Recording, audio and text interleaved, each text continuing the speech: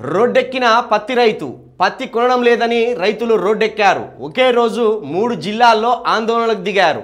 కొనుగోళ్లు జరపకపోవడంతో మంచిర్యాల జిల్లా కిష్టంపేటలో రైతులు రోడ్డుపై బైఠాయించారు.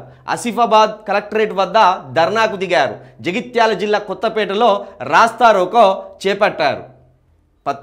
పత్తి రైతులకు మరి మద్దతు ధర ఇవ్వలేదనో, మరి ప్రభుత్వం పత్తి కొనలేదనో, మొత్తానికైతే వాళ్ళు రోడ్డెక్కిను. మరి వాళ్ళ సమస్య ఏందో ఈ ప్రభుత్వం తీర్చాలి.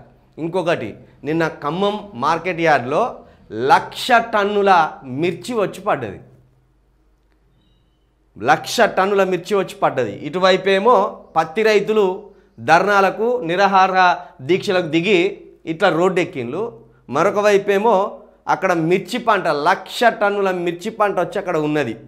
ఒకవేళ అకాల వర్షాలు వస్తే ఇటు పత్తి అటు మిర్చి రెండు ఆగమయ పరిస్థితికి వస్తాయి. ఇటు పత్తి రైతులు అటు మిర్చి రైతులు లబోదిబో అంటూ నెత్తుగొద్దుకునే పరిస్థితి వస్తుంది. కాబట్టి ఈ రైతులు కన్నీరు పెట్టక ముందే ఇటు పత్తిని అటు మిర్చిని సకాలంలో ఈ కాంగ్రెస్ ప్రభుత్వం కొనుగోలు చేసి వాళ్ళకు మద్దతు ధర ఇచ్చి వాళ్ళ కష్టానికి తగ్గట్టు వాళ్ళకు ప్రతిఫలం అందేలా చూడాలని మేము తప్పకుండా డిమాండ్ చేస్తున్నాం.